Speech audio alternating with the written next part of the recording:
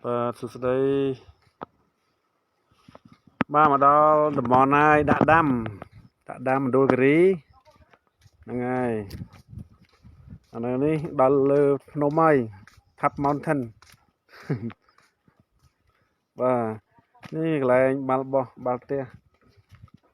มาแต่สเปียบสานะในดูกรีนี่นะยังไง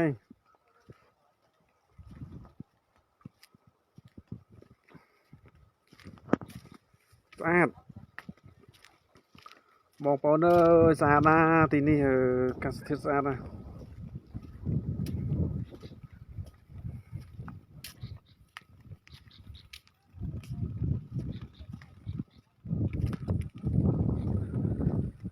มันดูกรี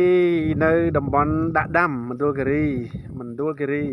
យើងបំបែកផ្លូវបំបែកក្រុងសែនមโนរមៅគឺតំបន់ដាក់ដាំហើយបាទ